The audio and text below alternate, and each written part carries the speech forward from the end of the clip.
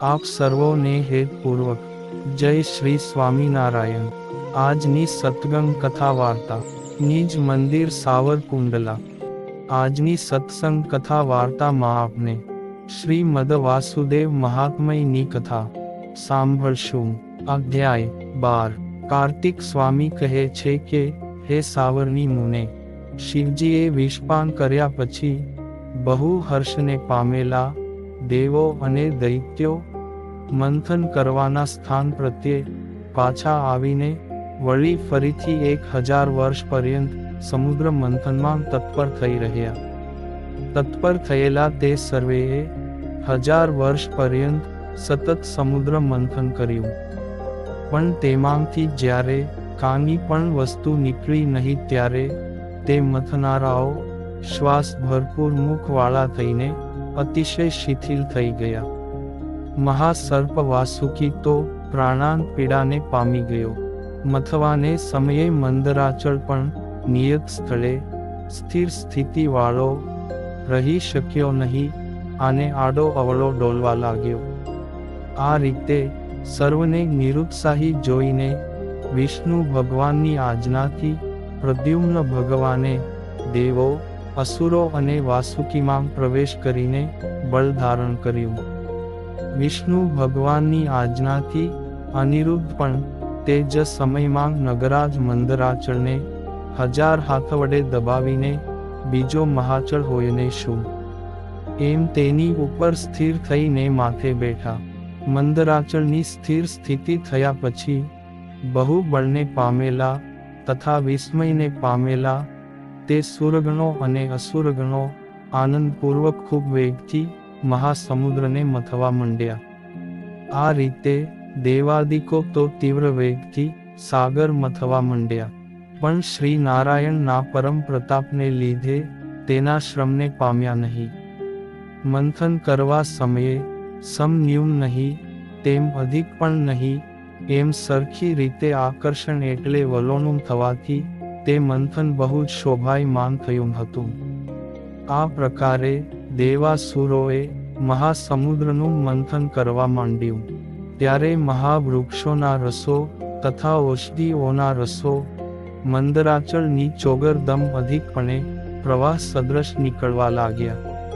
વલોવા માંડેલા આવા મહાસમુદ્ર થકી કળાઓના નિધિ રૂપ ચંદ્રમા પ્રથમ પ્રકટ થયો, જે ચંદ્રમા પોતાની શીતળ કિરણો વડે સમગ્ર ઔષધિઓનો અધ્યક્ષપણે પોષણ કરતા કહ્યો છે। ઔષધિ પોષક ચંદ્રમાનો પ્રાદુર્ભાવ થયા પછી સર્વ કોઈ ગોજાતિની અધિષ્ઠાત્રી દેવી અને ઘરુત આદિક હવિષદ્રવ્યની ઉત્પત્તિમાં હેતુ હોવાથી હવિર્દ્યાની અને ચંદ્રમાને સમાન ઉજ્જવળ કાંતિવાળી અને વળી પોતાના સેવકોના સમગ્ર સંકલ્પોને સંપૂર્ણ કરનારી હોવાથી કામદુઘા નામથી પ્રસિદ્ધ એવી ધેનુ પ્રકટ થઈ। ત્યાર પછી અશ્વમાત્રનો અધિદેવ શ્વેત વર્ણવાળો ઉચ્ચૈ શ્રવા નામનો અશ્વ ઉત્પન્ન થયો। તે પછી ચંદ્રમા સદૃશ શ્વેત કાંતિવાળો 4 દાંતવાળો ગજ માત્રનો અધિપતિ ઐરાવત ગજ ઉત્પન્ન થયો। ત્યાર પછી વૃક્ષરાજ પારિજાત નામનો દિવ્ય વૃક્ષ પ્રકટ થયો। તે પછી રક્તકમળના જેવી કાંતિવાળો કૌસ્તુભ નામનો શ્રેષ્ઠ મણિ પ્રગટ થયો। ત્યાર પછી રૂપ અને લાવણ્યના સ્થાનભૂત અપ્સરાઓ ઉત્પન્ન થઈ। ત્યાર પછી સમગ્ર માદક વસ્તુઓની અધિષ્ઠાત્રી સુરાદેવી ઉત્પન્ન થઈ। ત્યાર પછી સમસ્ત શસ્ત્રોનું અધિદૈવત શાંગ નામનું ધનુષ ઉત્પન્ન થયું। તે પછી વાદ્યમાત્રનો અધિદેવ પાંચજન્ય નામનો દિવ્ય શંખ પ્રકટ થયો। ઉત્પન્ન થયેલા ઉક્ત રત્નોની મધ્યે ચંદ્રમા, પારિજાત, કલ્પવૃક્ષ અને અપ્સરાઓનો સમૂહ, આ 3 રત્નો તો ઉત્પન્ન થયાની સાથે જ સૂર્ય માર્ગે એટલે કે આકાશને આશરીને રહ્યા।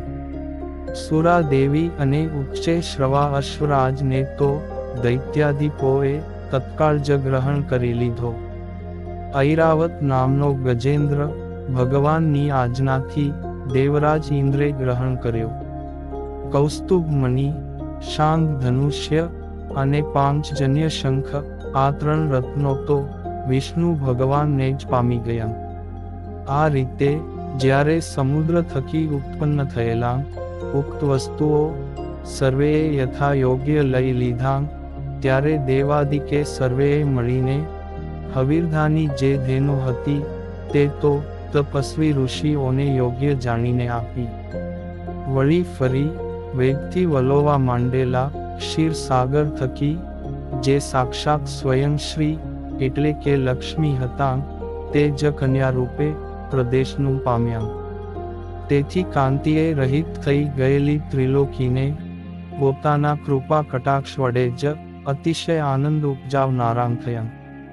અને આ પ્રાદુર્ભવેલા લક્ષ્મી દેવીને ગ્રહણ કરવા માટે તો સુર અસુર નર વિગેરે સર્વ કોઈએ પણ ઉત્કટ ઈચ્છા કરી, પરંતુ લક્ષ્મીજીના પ્રતાપથી જ કોઈ પણ તેમની સમીપે જવા માટે પણ સમર્થ થયા નહીં.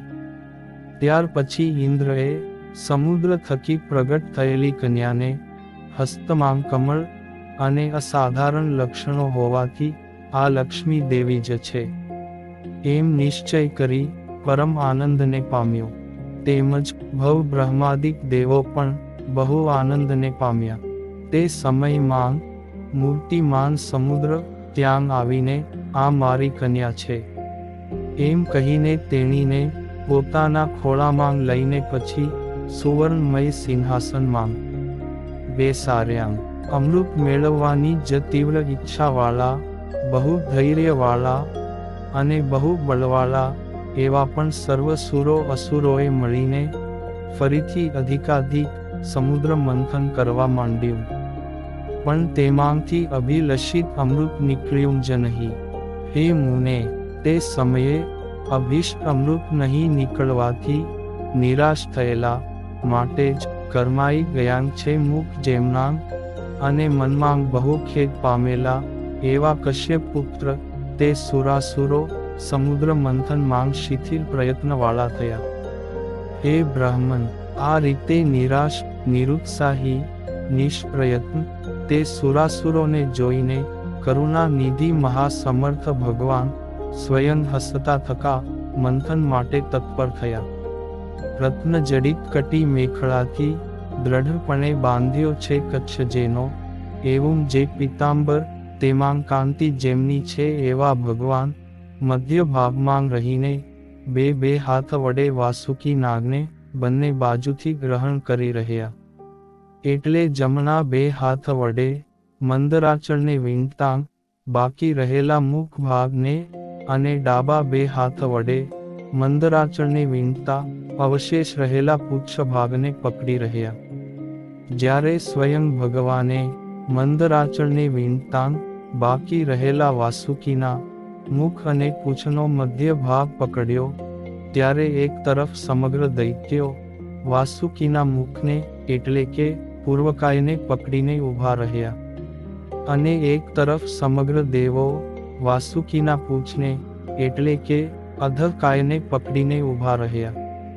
આ રીતે દેવાસુરોના મધ્ય ભાગમાં રહેલા અને કર્માંગ ચળકતા ચંચળ કંકણાદિક આભૂષણોને ધારી રહેલા એવા શ્રી પ્રભુ સાગર મથતા દેવાસુરોના નેત્રોને આનંદ આપતા થકા લીલા માત્રથી જ સમુદ્ર મંથન કરવા લાગ્યા.